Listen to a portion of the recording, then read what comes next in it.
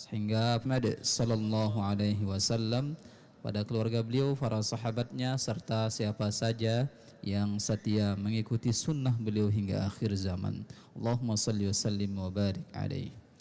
Hadirin hadirat jamaah kaum muslimin rahimakumullah. Alhamdulillah, pada malam hari ini telah hadir bersama kita guru kita Bapak Mukarram Dr. Haji Abdul Fattah MPhil. Insyaallah selama 30 menit ke depan beliau akan memberikan kita materi kajian dengan tema 5 cara sederhana menjaga ukhuwah Islamiyah. Kemudian di akhir sesi nanti kami juga memberikan kesempatan kepada para jamaah untuk menyampaikan pertanyaannya kepada narasumber kita. Untuk itu sesi ini kami akan buka sampai masuknya waktu Isya pada pukul 19.26 waktu Indonesia Tengah. Baik, untuk lebih barokahnya, mari kita buka majelis kita dengan sama-sama melafazkan al-basmalah. Bismillahirrahmanirrahim. Pada Bapak Doktor kami persilahkan. Bismillahirrahmanirrahim. Bismillahi wa bihamdih. Assalamualaikum warahmatullahi wabarakatuh. Alhamdulillahi rabbil alamin, wal aqibatu lil muttaqin, wala udwana illa ala zalimin. Wassalatu wassalamu ala ashrafil anbiya'i wal mursalin, nabina wa rasulina wa maulana Muhammadi wa ala alihi wa ashabihil kirami ajma'in. Qala Allah ta'ala fi kitabihil karim, a'udzu billahi minasy syaithanir rajim. Muhammadur Rasulullah walladzina ma'ahu asyidda'u 'alal kuffari ruhama'u bainahum tarahum ruk'an sujjadan yabtaguna fadlan minallahi wa ridwana simahum fi wujuhihim min atharis sujud dzalika mathaluhum fit taurati wa mathaluhum fil injil. Wa qala ta'ala aidan fi kitabihil aziz, wasari'u ila maghfiratin min rabbikum wa jannatin 'arduhas samawati wal ard uiddat lil muttaqin alladzina yunfiquna fis sarra'i wad dharra'i wal kaziminal ghaiz wal 'afina 'anil nas wallahu yuhibbul muhsinin. Wa qala alaihi salatu wassalam an Anas ibni Malik radhiyallahu anhu qala sami'tu Rasulullah sallallahu alaihi wasallam yaqul man ahabba ayyubsata lahu fi rizqihi wa yunsa'alahu fi atharih falyasil rahimah. Shadaqallahul azim wa shadaqa rasulul karim wa nahnu ala dzalika insyaallah taala minasyahidin asyakirin. Amma ba'd. Al-mukarramun wal mukarramas, para hadirin hadirat jamaah salat maghrib yang dirahmati Allah. Alhamdulillah wa syukrulillah wa la haula wa la quwata illa billah. Marilah kita senantiasa memanjatkan rasa syukur yang begitu mendalam yang lahir dari kolbu kita secara tulus kehadirat Allah Azza wa Jalla atas limpahan rahmat dan karunia-Nya kepada kita, sehingga sampai hari ini, hari Sabtu malam Ahad 7 Juli 2018 Miladiah, bertepatan dengan malam 24 Syawal 1439 Hijriah, kita diberi kesehatan oleh Allah Subhanahu wa taala dan bisa bermuajahah di Masjid Islamic Center Hubul Waton yang kita cintai ini dalam rangka melaksanakan kewajiban kita, yaitu sholat maghrib secara berjamaah. Selanjutnya sholawat dan salam semoga tetap tercurahkan kepada junjungan alam Nabi besar Muhammad sallallahu alaihi wasallam. Allahumma salli ala Muhammad, Allahumma salli ala sayyidina wa habibina syafi'ina wa mustafa wa maulana Muhammad.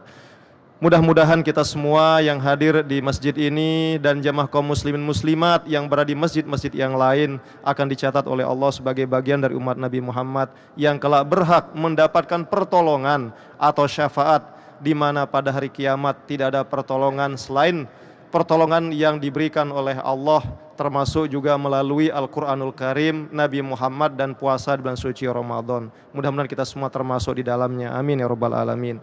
Para hadirin hadirat dirahmati Allah, pada malam ini dalam suasana bulan Syawal 1439 Hijriah. Kita ini berada pada hampir di penghujung bulan Syawal, yaitu tinggal 1 minggu lagi mungkin Syawal ini akan berakhir meninggalkan kita. Di mana 3 minggu sebelumnya bulan suci Ramadan, bulan yang sangat mulia juga telah berlalu. Para hadirin rahmati Allah, kita memang perlu menyadari, dan ini sering diingatkan oleh Al-Quran termasuk melalui surat Al-Asr, bahwa waktu di mana kita berada di dalamnya tidaklah kekal. Pasti dia akan terus berproses, dia akan datang, kemudian kita hadapi, kita berada di dalamnya, dan pada saatnya juga akan berlalu. Begitu juga dengan ruang. Ruang ini setiap partikel kecil, baik yang ada di dalam badan kita bisa sadar, kita bisa mengingat kembali, bertafakur Bapak Ibu dirahmati Allah. Ketika kita kecil, ya, kita bisa melihat bagaimana keadaan kita ketika kita baru lahir. Apa ada di antara kita yang sudah tahu berapa berat badannya waktu lahir dan bisa melihat dirinya saat itu Bapak Ibu? Mungkin tidak ada. Yang tahu mungkin orang tua kita. Tapi sekarang ini umpama berat badan kita orang Indonesia ini rata-rata ya 55 sampai ada yang sampai 100 kilo ya. Ya, pemain bola biasanya nyampe 100 kilo enggak? Enggak sampai kayaknya. Kalau sampai 100 kilo mungkin enggak bisa lari nendang bola. Ya, waktu kita kecil mungkin berat kita antara 2,5 kilo sampai ya umumnya lah orang Indonesia yang lahir normal ini 4 kilogram. Tapi saat ini ketika kita berumur 30 tahun, 40 tahun atau bahkan 60 tahun, berat badan kita semakin bertambah. Dan jelas juga berubah. Ya, ketika lahir kulit kita halus, lembut, ya. Tetapi setelah berjalannya waktu, partikel-partikel atom yang ada dalam badan kita akan mengalami perubahan. Dan pada akhirnya juga akan musnah. Pada akhirnya kita juga akan dimakamkan. Itu juga dengan bangunan yang ada di muka bumi ini. Jadi intinya Bapak Ibu, ruang dan waktu ini akan musnah karena dia tidak kekal. Begitu juga dengan seluruh alam semesta ini, dan yang kekal hanyalah Allah Subhanahu wa Ta'ala. Nah, karena itu kita sebagai umat manusia, bil khusus umat Islam, diberikan amanah oleh Allah Subhanahu wa Ta'ala dengan tugas-tugas dan identitas yang tadi kami bacakan dalam muqaddimah dan pernah kami sampaikan sebelum Ramadan dulu, bahwa umat Islam ini idealnya memiliki ada 5 karakter, ada 5 identitas yang harus dipertahankan terus-menerus.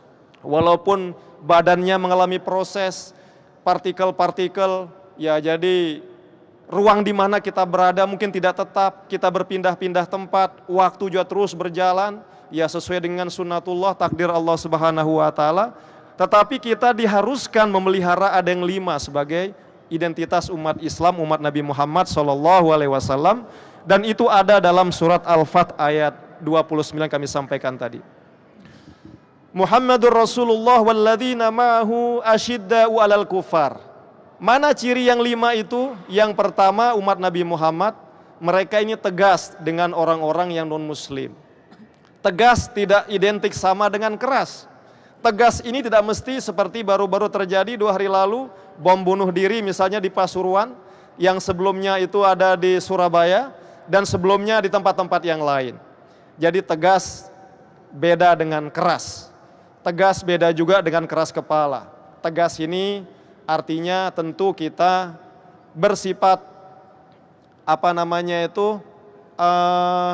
kita ini memiliki sifat pasif dalam konteks perlakuan buruk. Artinya kita kalau ada yang mungkin menghardik, menghina, menginjak nilai Al-Quran dan agama Islam, maka sudah kita bereaksi. Tetapi selama orang lain itu atau non-muslim, mereka menghormati ajaran agama kita, maka kita wajib juga menghormati orang lain. Kata Rasulullah SAW, man adzadzimiyan faqad adzani. Barang siapa yang menyakiti non-muslim tanpa alasan yang jelas, maka dia telah melampaui batas. Dia telah mengganggu, menyakiti saya, kata baginda Rasul SAW. Yang kedua adalah, dan ini akan kita fokus, yaitu ruhama ubainahum. Umat Islam ini dari manapun mereka berada, apapun warna kulitnya, apapun sukunya, bahasa apapun yang digunakan, mereka seharusnya ruhama ubainahum.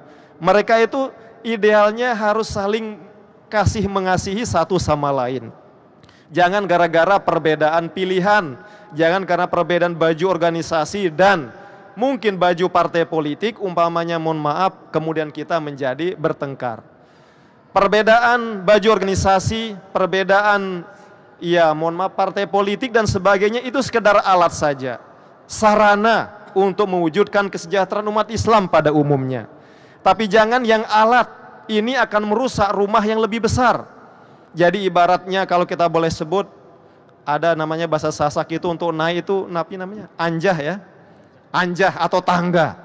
Kita perlu tangga, tapi jelas dibanding dengan rumah yang besar atau masjid yang megah ini, tangga ini adalah satu alat kecil saja.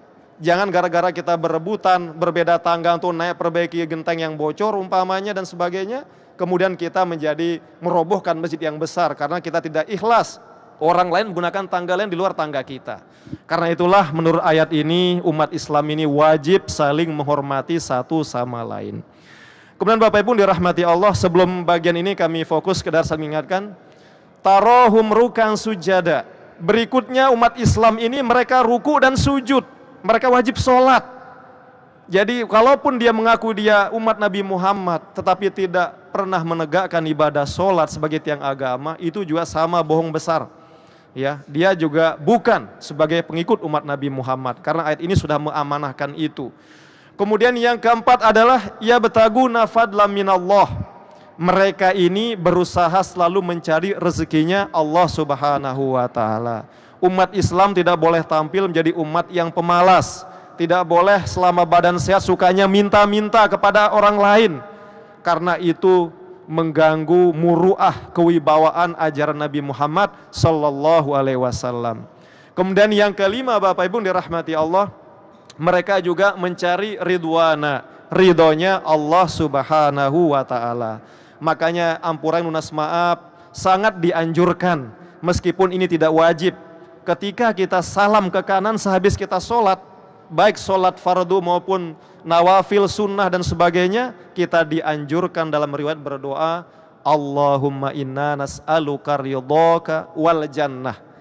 Mohon maaf Bapak Ibu dirahmati Allah, mungkin ini sering terjadi di masyarakat yang selalu ditekankan kadang-kadang untuk beribadah selalu mencari surga dulu. Ayo, mari kita bangun masjid, anti tetama surga, batur. Ayo sila kita berjamaah sholat, anti tetama surga. Selalu surga saja. Bahkan untuk kalangan tertentu Bapak Ibu mohon maaf, Allah disingkirkan, mohon maaf, ini sekedar istilah saja. Yang ada itu terbayang benda saja tujuan kita beribadah, bukan untuk Allah. Nah makanya padahal ridhonya Allah, ridhonya Allah Subhanahu wa ta'ala. Surga itu kalau Allah ridho pasti diberi. Bapak Ibu dirahmati Allah, dalam waktu berikutnya kami ingin fokus ke yang kedua tadi, ruhama ubainahum. Jadi ukhuwah Islamiyah, persatuan antar umat Islam ini sekali lagi sesuatu yang mutlak. Bapak Ibu dirahmati Allah, kenapa ini kami tekankan malam ini momennya pas sekali. Kenapa pas sekali? Pertama, kita sekali lagi berada pada bulan Syawal yang berarti peningkatan. Peningkatan di sini tentu tidak hanya ibadah mahdhah saja, garis vertikal kita antara Allah hablum minallah saja. Tetapi tidak kalah penting adalah hablum minan nas. Kedua-duanya itu harus saling mendukung. Jangan karena ingin masuk surga atau mencari ridhonya Allah, tiap hari sujud ruku tapi tidak mau bergabung sama umat Islam yang lain. Insya Allah itu tidak dibenarkan. Sama juga bergabung, bermuasyarah, bermuamalah tapi tidak pernah menegakkan sholat, juga itu keliru. Tetapi yang terpenting adalah seimbang, hablum minallah wa hablum minan nas. Sekali lagi bulan Syawal itu adalah momennya. Yang kedua Bapak Ibu dirahmati Allah, baru-baru yang lalu kita di Indonesia melaksanakan namanya pemilihan kepala daerah, pemilu kada, nggih? Ya Pak Dokter. Pemilu kada di seluruh hampir di beberapa tempat di Indonesia, termasuk kita di Nusa Tenggara Barat untuk memilih ya calon bupati, kepala daerah tingkat 2 apa nama istilahnya, dengan gubernur untuk provinsi. Nah dalam kejadian, dalam proses itu Bapak Ibu, satu sisi memang mohon maaf, ada orang yang mensakralkan politik. Nggak usah bicara politik. Ya, politik itu kejam, politik itu kotor, politik itu membuat kita menjadi kafir apalagi dan sebagainya. Padahal para filosof muslim mengatakan, ya, kalau saya tidak khilaf diantaranya Al-Farabi mengatakan al-insanu madaniyun bit-taba'. Jadi secara tabiat, secara natural kita ini adalah makhluk bermasyarakat. Makanya mohon maaf Bapak Ibu dirahmati Allah, nggih. Jadi kenapa masyarakat ini disebut masyarakat? Ternyata diambil dari bahasa Arab, musyarakah. Kita ini bermasyarakat artinya kita ini bermusyarakah, bekerja sama, berpartisipasi dan orang lain. Kita tidak akan pernah disebut bermasyarakat manakala hidup sendiri. Tidak pernah gabung, tidak pernah kumpul seperti ini. Sedangkan itu masyarakat dalam bahasa Inggris disebut society. Yang arti dasarnya katanya artinya apa? Friend. Society sama dengan friend, yaitu orang lain atau sahabat. Orang tidak disebut bermasyarakat manakala nggak punya teman. Makanya sekarang kita ingat diri kita masing-masing. Di antara kita yang terbaik bermasyarakat berarti yang paling banyak sahabatnya, yang paling banyak terlibat di masyarakat. Sebaliknya bisa kita refleksi Bapak Ibu pada malam Ahad ini. Kita tanya diri kita, lebih banyak musuh kitakah di dalam masyarakat atau lebih banyak sahabat kita? Kalau lebih banyak musuh kita, Masya Allah, berarti kita ini belum bermasyarakat secara ideal.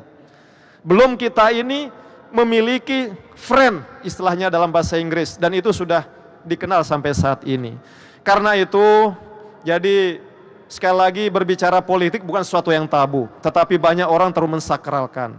Nah memang yang sering terjadi adalah karena perbedaan pilihan politik orang menjadi bertengkar katanya. Betul tidak Bapak Ibu rahmati Allah?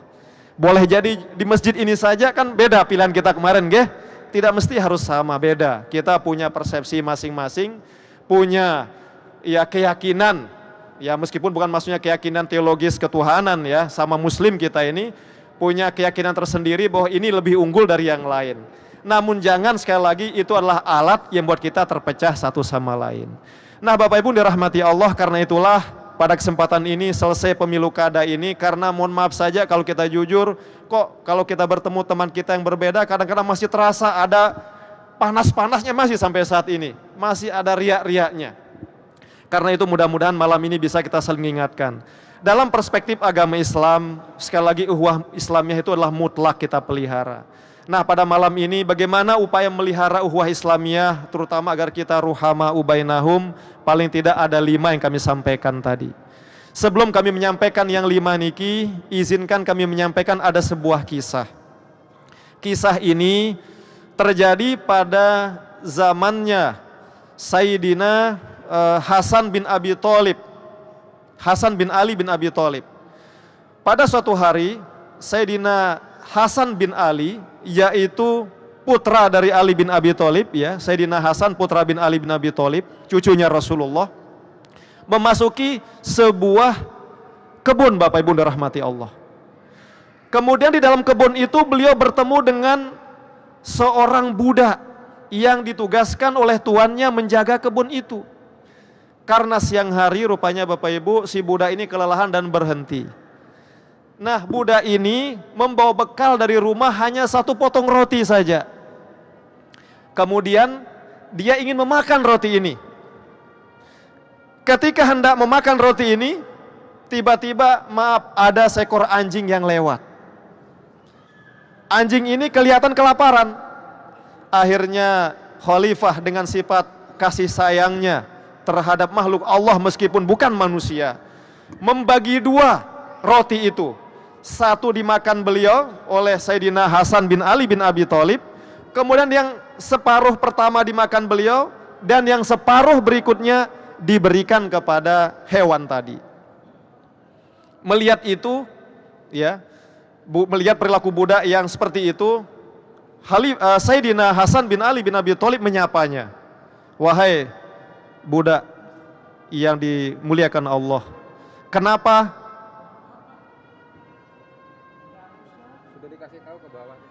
Oh sedang dikasih tahu. Oh nggih, mudah-mudahan. Nggih. Ya sudah kita belajar bersabar di sini karena memang di sebelah kalau sudah di sini bisa kita ingatkan. Tapi sampun diingatkan.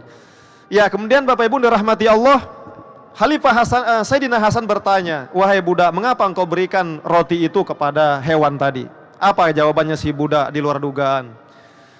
Saya hari ini memang lapar, tapi memang saya lihat juga ada makhluk Allah lain yang juga lapar seperti saya.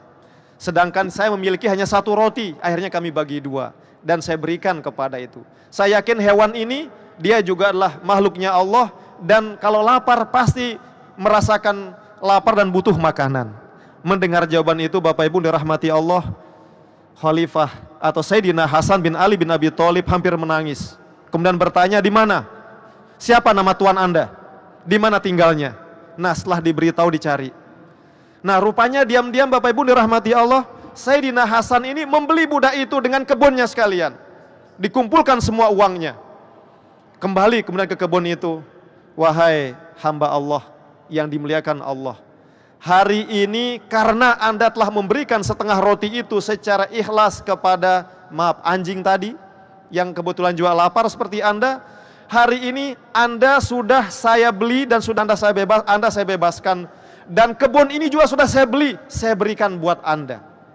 Kemudian kaget dan menangis budak itu dan mengatakan alhamdulillahirabbil alamin dan mengucapkan terima kasih kepada Sayyidina Hasan bin Ali bin Abi Thalib. Tapi apa kata budak tadi? Ternyata kemuliaannya tidak cukup di situ Bapak Ibu dirahmati Allah.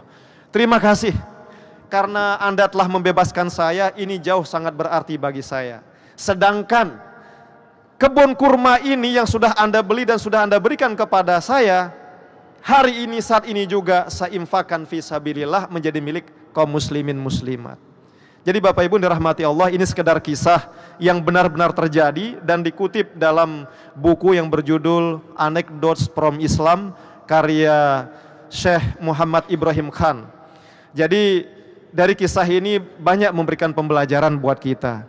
Tetapi yang paling penting adalah kembali ke tadi, bagaimana upaya kita memelihara ukhuwah Islamiyah. Nah, yang pertama, kalau kita melihat berkaca dari firman Allah dalam surah Ali Imran ayat 133. Di sana dikatakan yang kami sampaikan tadi, kita dianjurkan wasari'u ila maghfirah mir rabbikum, untuk mencari pengampunan dari Allah dan surganya Allah yang luasnya 7 lapis langit dan bumi. Dan itu diberikan untuk orang bertakwa. Nah, ini yang menjadi usaha yang harus kita lakukan yang pertama. Alladzina yunfiquna fis sarra'i wad dharra. Orang yang bertakwa itu yang tentunya akan dapat memelihara silaturahim, yang akan dapat memelihara ukhuwah Islamiyah, mereka berusaha menginfakkan hartanya tidak hanya dalam keadaan senang, meskipun juga dia susah, dia juga bisa memberikan kepada orang yang membutuhkan. Kata Ali bin Abi Thalib, berinfak itu baik bagi dermawan, tapi jauh lebih baik buat orang miskin, buat orang fakir. Kenapa? Apa maksudnya kira-kira Bapak Ibu dirahmati Allah? Kata Sayyidina Ali bin Abi Thalib karramallahu wajhah, berinfak itu baik buat orang kaya, tetapi jauh lebih baik buat orang fakir miskin. Coba. Artinya apa di sana? Kalau orang kaya umpama maaf mengeluarkan uang misalnya dengan jumlah yang banyak, bagi dia itu tidak berat. Umpama misalnya ngasih 1 juta, ada tetangganya masuk sekolah nggak punya uang, dia gajinya misalnya kalau menjadi apalah gitu ya, di atas 15 juta Bapak Ibu, 1 juta ringan bagi dia diberikan.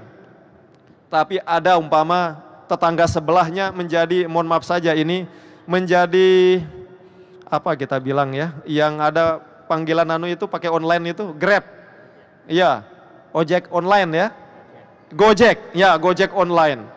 Dia berikan 1 juta, padahal dia harus mengantar tumpangannya itu sampai 100 orang, baik malam, hujan dan sebagainya. Berat dirasakan oleh dia, oleh Gojek tadi. Tetapi kata Ali bin Abi Thalib, beratnya infak bagi orang yang kekurangan, justru itu pahalanya lebih besar dari orang yang kaya tadi. Nah, alladzina yunfikuna fis sarra'i wad dharra. Yang kedua adalah wal kaziminal ghaiz. Yang kedua, agar kita bisa memelihara ukhuwah Islamiyah kita, maka tolong sering-sering kita jaga amarah kita. Ya, ada buku Bapak Ibu dirahmati Allah judulnya La Tagdob. Ya, karya Syekh Aid Al-Qarni. Jadi jangan suka marah. Karena ternyata Bapak Ibu kalau marah suka kita lampiaskan, tidak hanya kita yang ngerusak, lingkungan ikut rusak semuanya. Dan susah memulihkan, butuh waktu berpuluh-puluh tahun. Dan yang ketiga Bapak Ibu dirahmati Allah, wal afina anin nas. Kita juga untuk bisa menjaga huwa Islamiyah kita, maka kita harus bisa memaafkan kesalahan orang lain. Ada orang di antara kita misalnya atau di masyarakat bisa menjaga, menahan amarah, tapi kadang-kadang dendam tidak bisa hilang, tidak mau maafkan, betul apa tidak? Bisa kita tahan, betul, kita ada kesempatan membalas orang lain, tetapi kesalahan orang itu tidak dilupakan dalam waktu 10-15 tahun.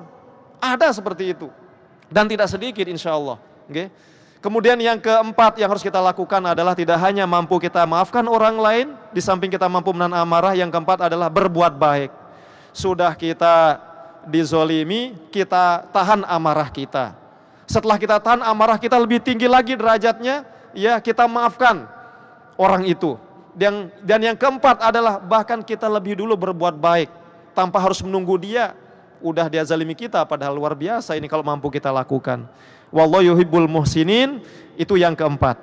Nah Bapak Ibu dirahmati Allah, waktu tinggal 2 menit.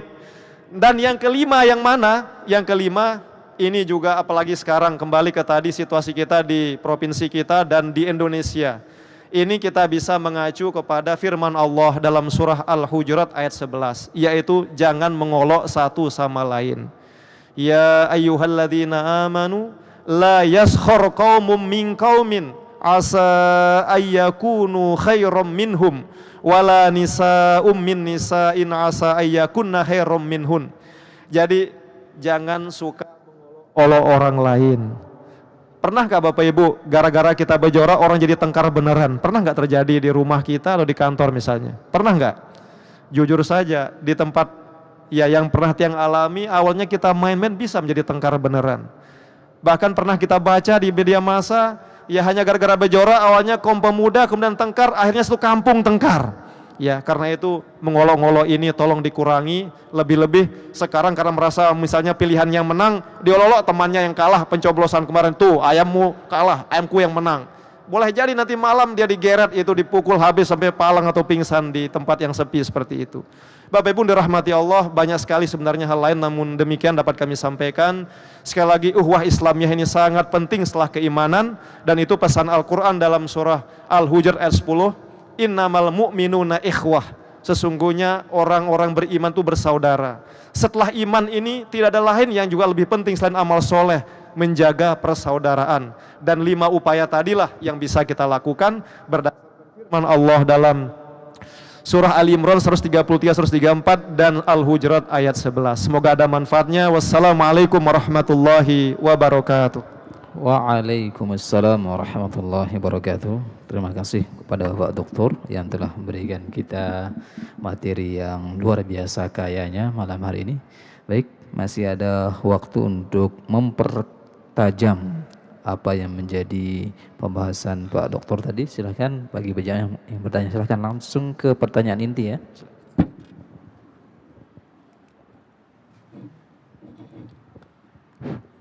Assalamualaikum warahmatullahi wabarakatuh. Waalaikumsalam. Terkait dengan uhwah Islamiyah Pak Tuan Guru, kadang pada saat pemilu kada seperti ini apalagi ya, banyak saya lihat di kampung-kampung atau mungkin tidak di kampung, di kota-kota besar juga ada, banyak yang berlainan organisasi, mungkin tim suksesnya menyarankan untuk memilih paslon A misalkan. Nah, tetapi di kampung itu ada yang bersaudara atau berkeluarga, berbeda organisasi, kemudian terjadi perbedaan pilihan di sana. Nah, tim suksesnya itu menyarankan untuk memilih ini dan sehingga mengakibatkan orang yang berbeda organisasi tersebut jadi berselisih paham dan mengakibatkan tali silaturahim di antara mereka, bahkan keluarga atau saudara mereka menjadi putus atau renggang gitu. Nah, yang saya tanyakan adalah bagaimana pandangan Bapak Tuan Guru terhadap politik yang seperti ini. Apakah tim suksesnya yang akan mendapatkan dosanya atas kerenggangan silaturahim yang terjadi itu, ataukah bagaimana? Terima kasih. Assalamualaikum warahmatullahi wabarakatuh.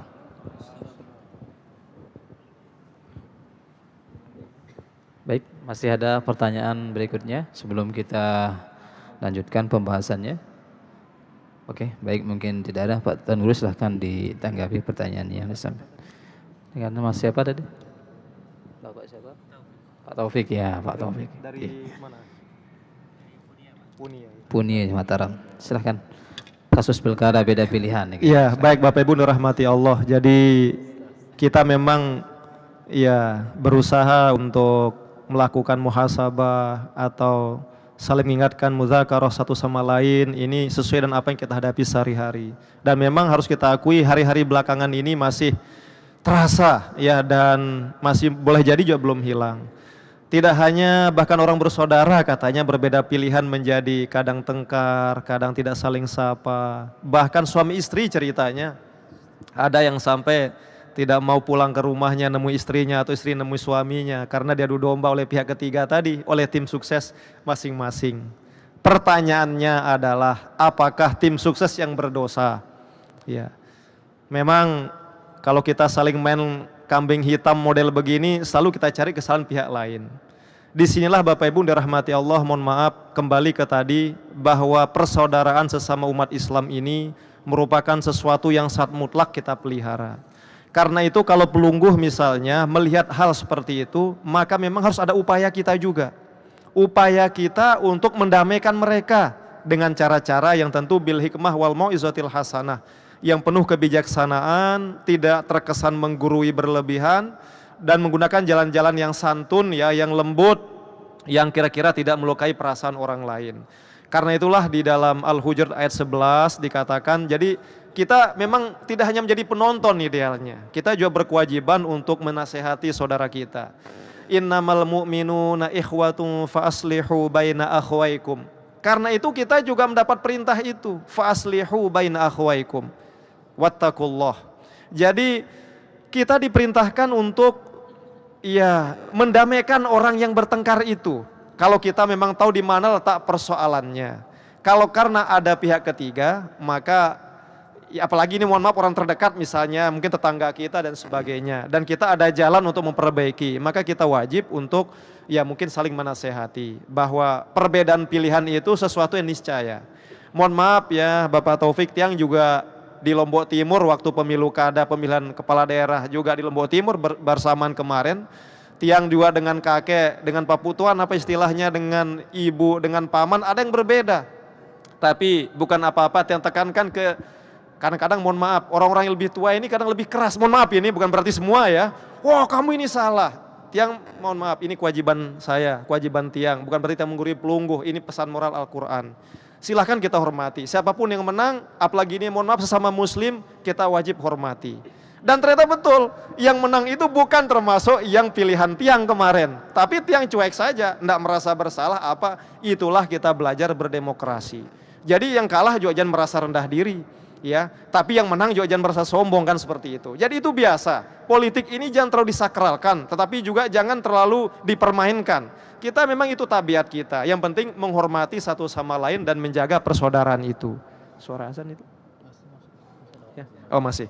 Ya, jadi kalau kita berbicara dengan tim sukses yang berdosa, kalau kita memang begini ya, kalau dia melakukan dengan sengaja dan terencana, boleh jadi iya ya, secara zuhir itu dia berdosa.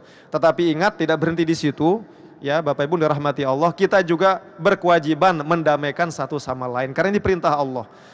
Umpama kita tidak berani secara zuhir, karena kita dianggap juga bagian dari salah satu dari keduanya, sehingga niat kita baik, tapi kamu kan bela dia saja katanya, tambah runyam kegiatan, maka yang tidak kalah penting adalah kita doakan saja. Ya Allah, mudah-mudahan mereka dirahmati, mereka diberikan jalan keluar yang terbaik, mereka tetap menjadi orang yang bersaudara. Jadi paling tidak kita berdoa Ustadz, ini jalan yang terbaik.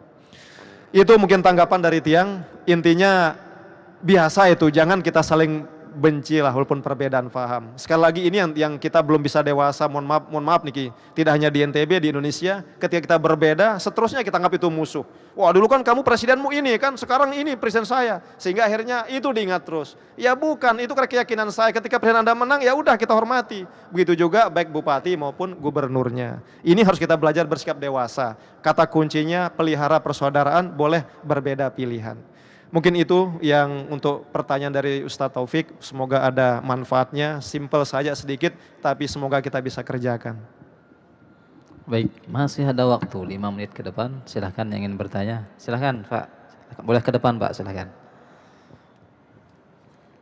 Karena waktu yang terbatas, mohon ke inti pertanyaan, silahkan.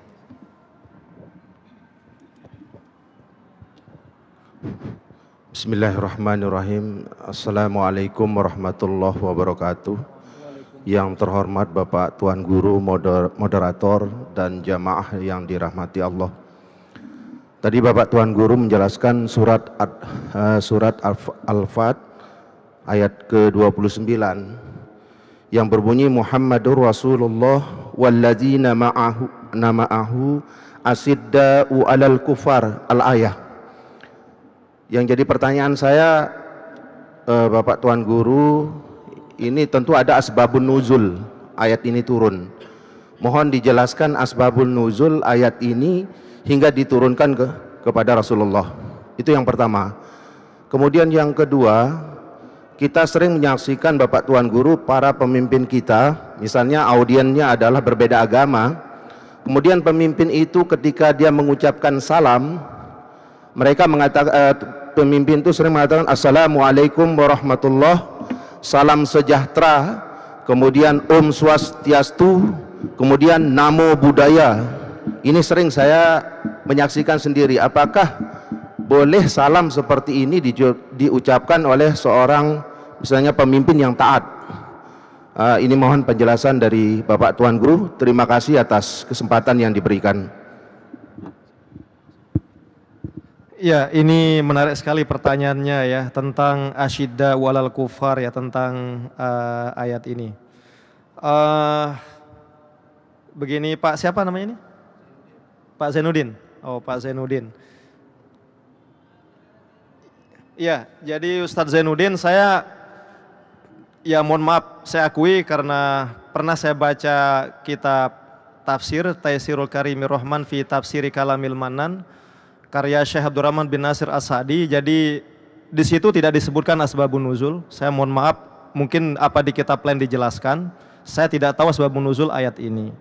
Tetapi yang jelas memang bahwa tidak semua ayat Al-Quran itu punya asbabun nuzul, harus kita pahami itu. Sekali lagi, tidak semua ayat Al-Quran itu punya asbabun nuzul. Ya, jadi 6.666 ayat itu, jadi tidak semua ada asbabun nuzulnya. Kalaupun ada, silakan nanti coba disampaikan. Untuk ilmu tidak bisa kita katakan ini pernah tahu, padahal mungkin belum sempat ketemu atau dibaca. Nah, adapun yang faktanya tetapi ya, dalam realisasinya, dan ingat bahwa tindakan Rasulullah itu adalah mengandung konsekuensi hukum. Itu adalah hadis. Jadi hadis itu tidak hanya dan ucapan beliau, perbuatan Nabi itu juga hadis. Nah, perbuatan Nabi itu Asyiddaul kufar ini lebih lanjut, beliau tidak sembarang kemudian ya melakukan tindakan kekerasan atau membunuh orang tanpa sebab. Tetapi dalam posisi kita terdesak, kita dizalimi. Awalnya dakwah disampaikan itu wajib dengan cara sopan santun, dengan cara penuh hikmah wal mizul hasanah, itu Anhal ayat 125. Ya, kalau mereka kemudian mengangkat pedang, kemudian kita dalam konteks membela diri, baru kita tegas di situ.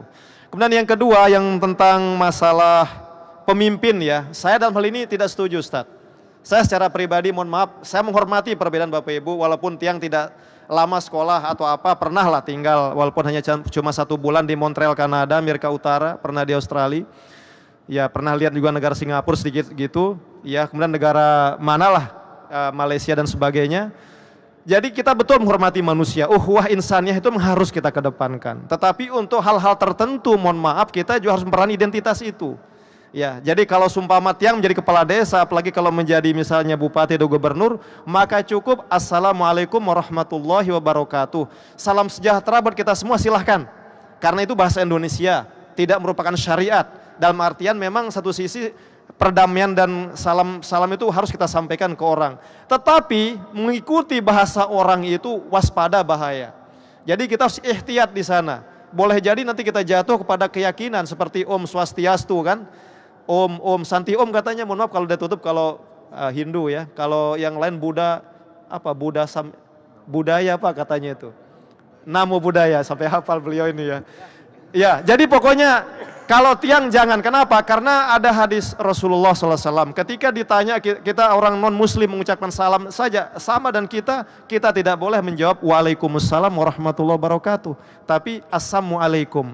Bahkan seperti itu. Ini ajaran Nabi. Ya, cuma jangan sampai dia tahu artinya. Kalau tahu nanti perang nanti ya. Sama artinya kan kehancuran buat kamu gitu kan.